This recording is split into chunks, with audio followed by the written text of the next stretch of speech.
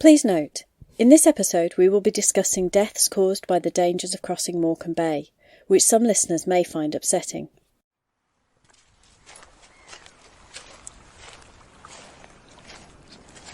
What's now a scenic experience, those leisure walks across the bay, has such a tragic history.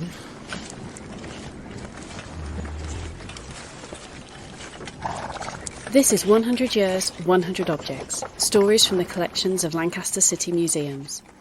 I'm Rachel Roberts, the Collections Registrar for Lancaster City Museums, and today we'll be looking at the stories behind another object from our collections as we celebrate 100 years of our museums.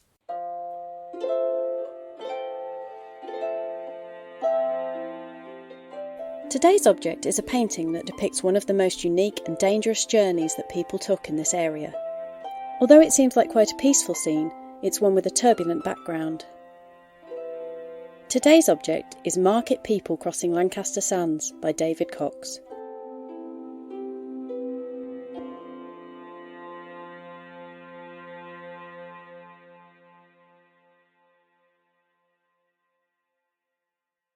The painting measures roughly 1 metre by 83 centimetres.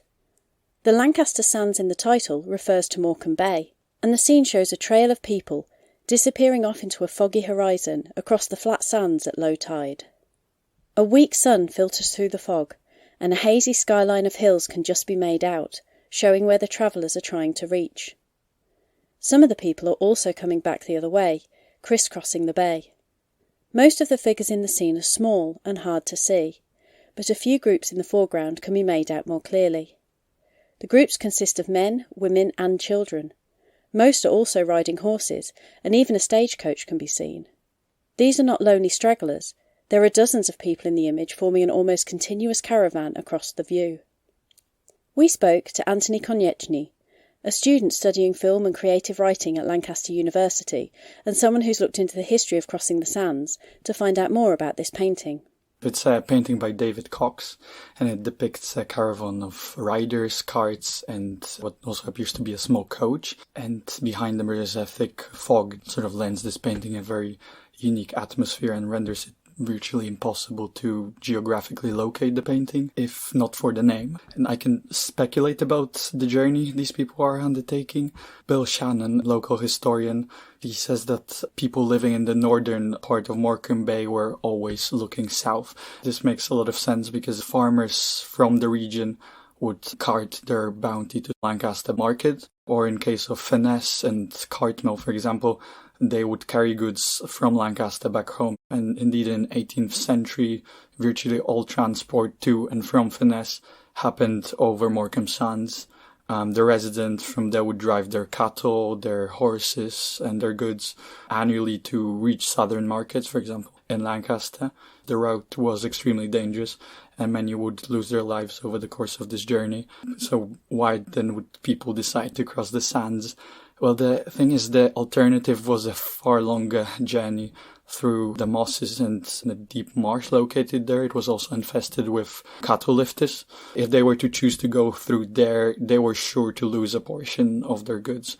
So Sands offered a more drastic bargain. It was everything or nothing, but many were willing to take that risk. So who was the artist that created this painting?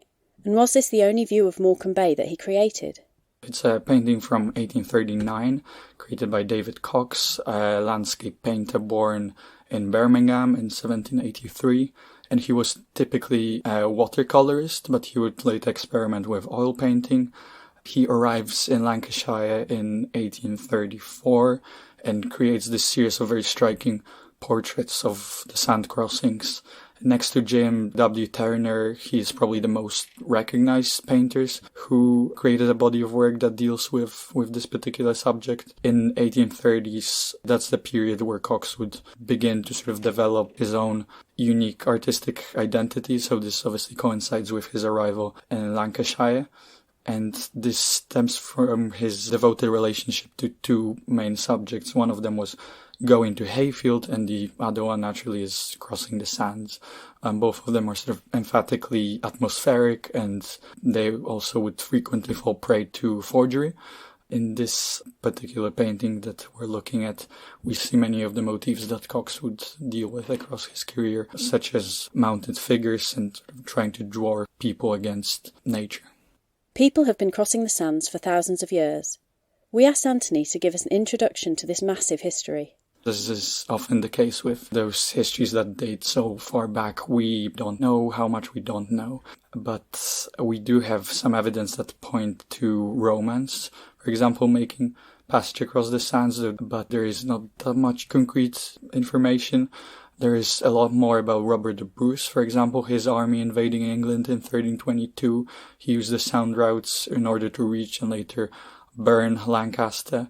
During the English Civil War, we had the Royalist army meet Roundheads in a battle on the sands, and we can certainly learn quite a lot from early maps. For example, Gough map that basically omits the entirety of Morecambe Bay as we know it today, and instead it makes it look like a plain, which suggests that while we now sort of define coast by the high water mark, it was then determined by the lowest point. We can look at the Christopher Saxton map of 1577, and there we see 3 spots distinguished by the word passage.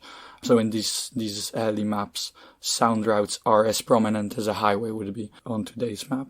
The distance from Lancaster to Cartmel over sands is 50 miles, and this is compared to 29 miles inland.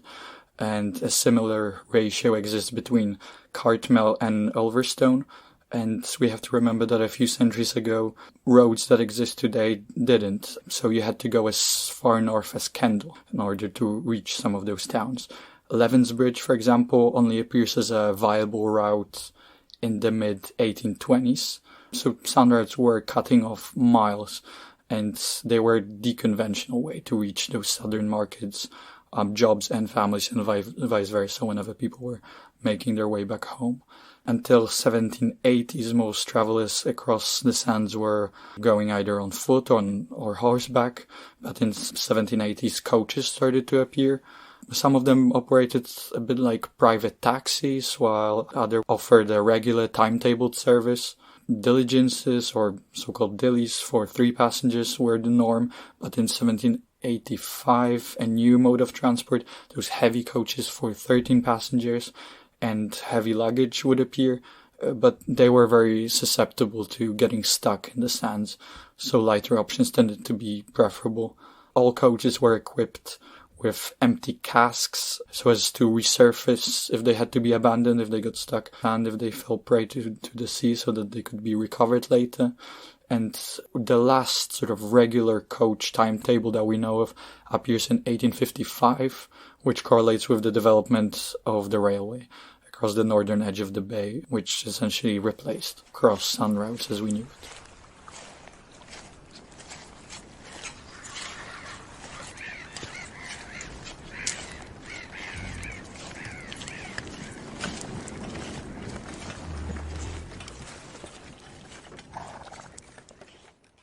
Anyone who knows Morecambe Bay will know that it's famous for quicksands and fast-moving tides, as well as sandbanks which can form isolated islands surrounded by fast currents as the sea flows into the bay.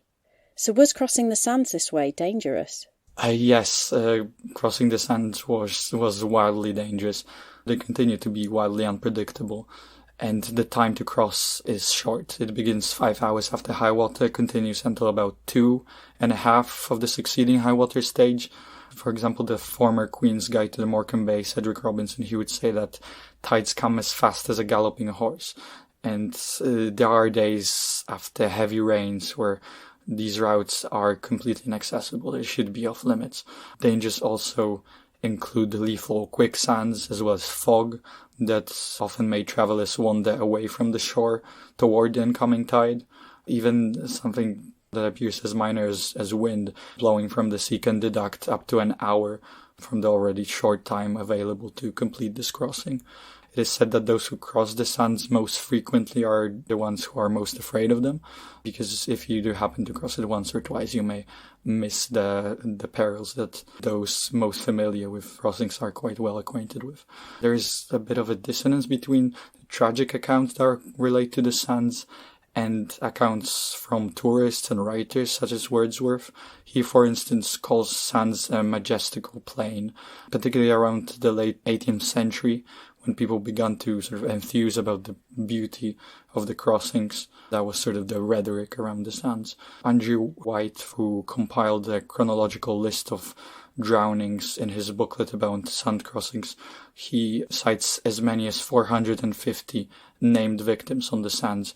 We must remember that there was no central record of deaths until 1837, and even in the case of a tragedy as recent as that of the Chinese cocklers in 2004, the details about it remain quite inconclusive, so we can only imagine how many deaths remain unaccounted for. If you were crossing the sands and wanted to lessen the danger to yourself, there was one person you could call on for help: the guide to the sands. Even today, with the development of GPS and advanced weather forecast, one should never cross the sands without an experienced guide. Until the dissolution, the guides were provided by the monasteries, but later they would be appointed by the Duchy of Lancaster.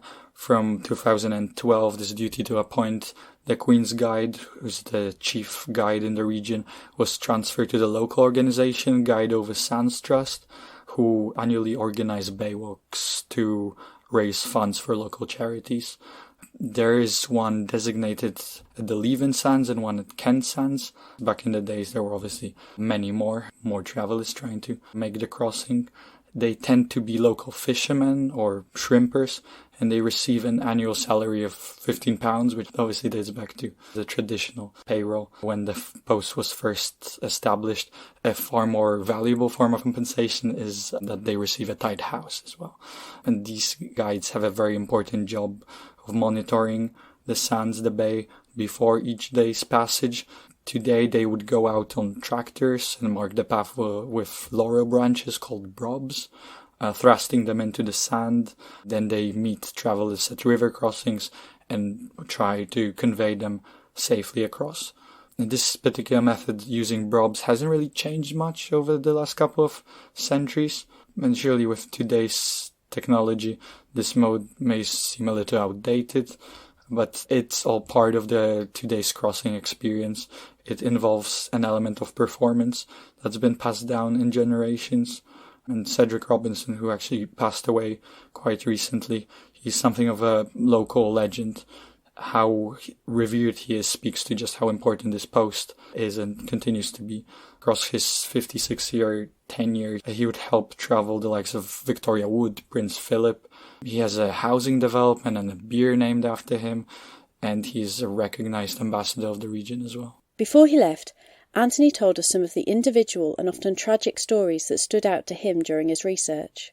There are 3 stories concerning the crossings I found particularly striking, and they illuminate just how dangerous these routes were. So the first story is an account from 1769, and it's a story of an old fisherman who set out to travel across the sands with his 2 daughters in a cart, as well as his wife accompanying them. The family wished to cover a 7-mile route, and no one in the village knew it quite as well as the old man. When they traveled around half of the way, a very thick fog would emerge, and they realized that the water was a lot deeper than they had anticipated. The man was quite puzzled, and he decided he'd walk a little way to find some mark that he might be familiar with. The women waited for him, but in vain. He would not respond to their calls. At last, the daughters pressed the mother to go on. She wouldn't quit her horse, though. The daughters made a very difficult decision to leave her behind. They gave themselves up to the guidance of the horses. Their mother did perish, and the body of their father was later found just around where he had left them.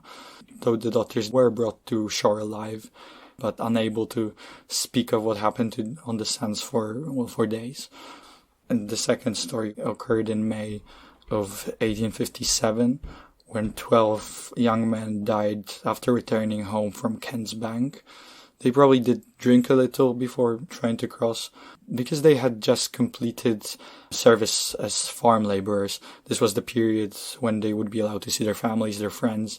What makes this story particularly chilling to me is that there are accounts of fishermen at Silverdale who were stationed there at night, and they would hear the happy, merry voices of these men approaching. and they were then succeeded by the sons as they struggled against the unexpected tide. And not a single one of these men survived to reunite with their family. The third story takes us to 1792, and it tells a story of a man whose horse drowned upon crossing one of the Morecambe Bay rivers. And as the horse floated, the rider stuck to the dead animal. He held the horse's tail, and they were carried a long way inland fast. But the man would fail to touch the bottom of the river, and the tide at some point would turn and take them all the way back toward the main sea, several miles. He decided to plunge into the sea, and he did miraculously feel the bottom. By some providence, he had been placed on a sandbank where he could stand up to the chin and waited for the sea to retreat. He then managed to make his way back home. So, at least on this occasion, there is a happy ending. I guess it's just pretty amazing to ponder that what's now a scenic experience of those leisure walks across the bay has such a tragic history. Thank you so much for listening to this episode of 100 Years, 100 Objects. We hope you will listen to some of our other episodes where we discuss everything from politics to photography.